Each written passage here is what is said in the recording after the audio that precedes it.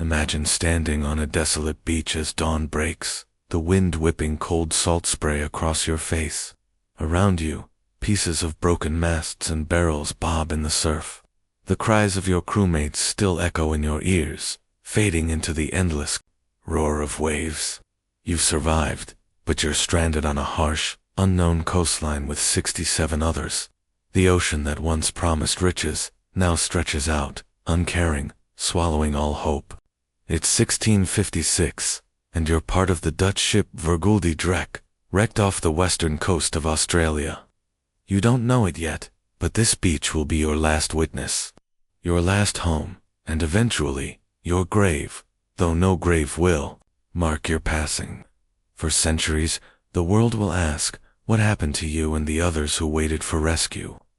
Why did you vanish without a trace, leaving behind only silence, burned-out fires, and questions that the sea will never fully answer?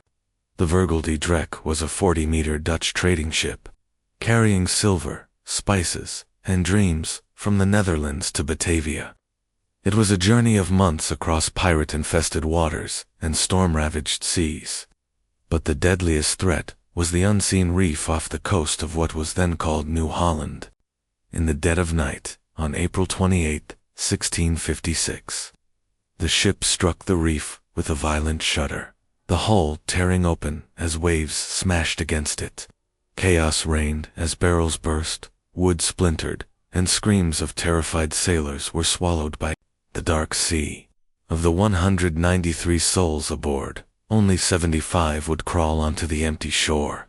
Battered, freezing, clutching fragments of wreckage, the Virgule Drack sank beneath the waves, taking with it treasure, supplies, and any hope of an easy salvation. On this harsh, empty coast, the survivors faced an unforgiving reality. They were alone, and the sea had turned from a pathway to a prison. The survivors built a rough camp on the unforgiving coast, using salvaged wood and sails to shield themselves from the blistering sun and icy winds. Each day felt endless, the vast ocean a constant reminder of isolation. Supplies were scarce, and the land around them offered little. They rationed food, collected rainwater, and scavenged the wreckage washed ashore. Hope was their most precious resource, but it was fading. Captain Aris Genzoon knew they couldn't wait forever. A small longboat, miraculously washed ashore, became their only chance.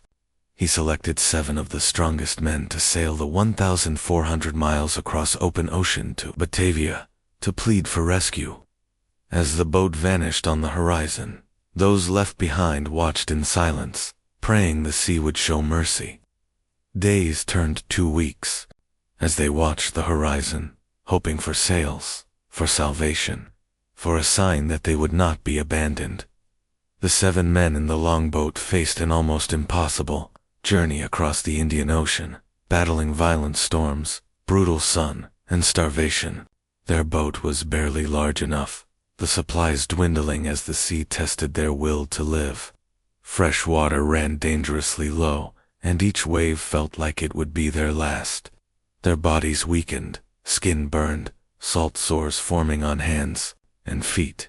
But somehow, against all odds, they reached Batavia. It was nothing short of a miracle.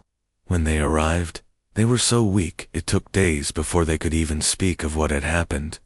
Their minds burned with the memory of those 68 souls left behind on that distant, harsh coast, waiting for rescue, not knowing if help would ever come. Once recovered, they pleaded for a rescue mission, knowing that every day wasted could be the difference between life and death for their stranded comrades.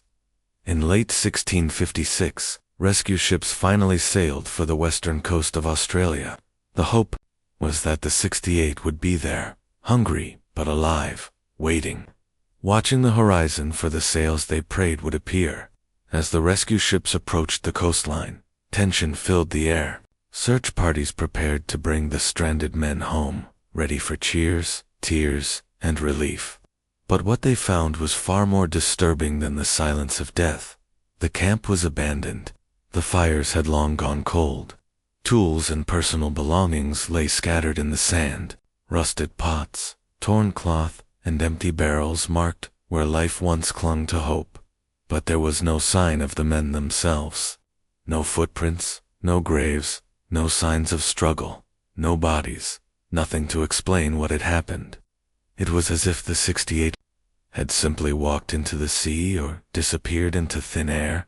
Desperate to find answers, the rescuers expanded their search inland, venturing into the harsh, unknown wilderness. They scoured rocky cliffs, dense brush, and caves, calling out into the wind-swept emptiness, listening for any sign of life. Days turned to weeks, but the vast, brutal landscape swallowed every effort. No graves were found, no remains to tell of starvation or exposure. There were no signs of an attack, no evidence that the survivors were taken by force. It was as if the 68 souls had been erased from the earth, leaving behind only haunting silence. Rumors began to swirl, theories whispered in the dark corners of taverns and trading posts. Some believed the men tried to build rafts to escape, only to vanish into the merciless sea. Others wondered if they had ventured inland in search of water and food, only to be lost forever in the harsh Australian outback. Over the years, strange clues began to surface. In 1875, a British explorer found a mysterious ring of stones along the same stretch of coastline where the 68 had vanished. In 1938, it was rediscovered to adjacent rectangular formations arranged like a pointer, 2 miles inland, as if marking a secret or a message for rescue parties. Spanish silver coins, dating from 1618 to 1655, were discovered in sand dunes north of Seabird in 1931, and again in 1938 by children playing. More coins were found 50 miles inland near the Moore River, suggesting that someone carried them far from the wreck site. These clues hint that the survivors may have ventured inland, carrying their treasure, leaving behind markers of their passage.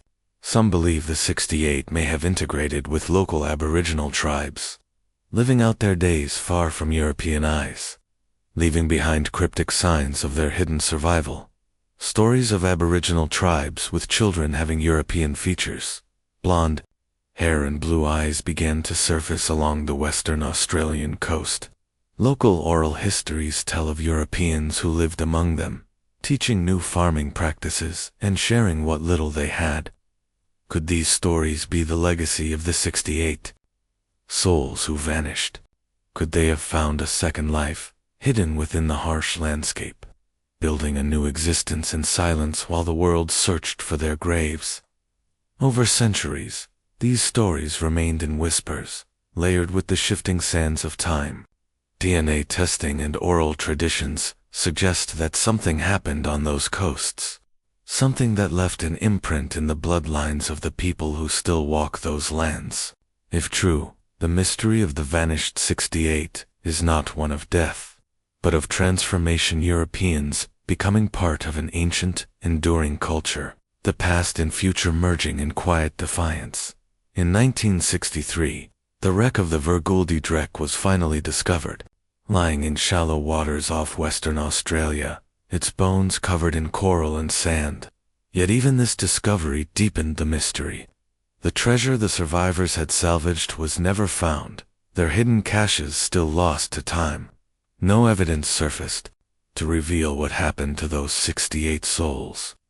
The wreck became a silent monument to the unanswered questions that continue to haunt the region. Some believe that somewhere along the rugged coast, beneath dunes or within caves, lie the remains of the 68 and their salvaged treasure, waiting to be uncovered. Others believe that the truth has already blended into the land and sea, part of the endless cycle of the ocean that takes and takes, giving back only fragments. The Virgule Drack stands as a reminder. The sea keeps its secrets well. Today, the coastline where the 68 souls vanished remains harsh, windswept, and largely unchanged. The waves still crash against the reefs that claimed the Virgule Drack. The dunes still whisper in the wind, and the rocks still watch the sea in silent vigil. If you walk those shores, you might feel it, the heavy, lingering presence of a mystery unsolved. What really happened to the 68 souls who vanished without a trace?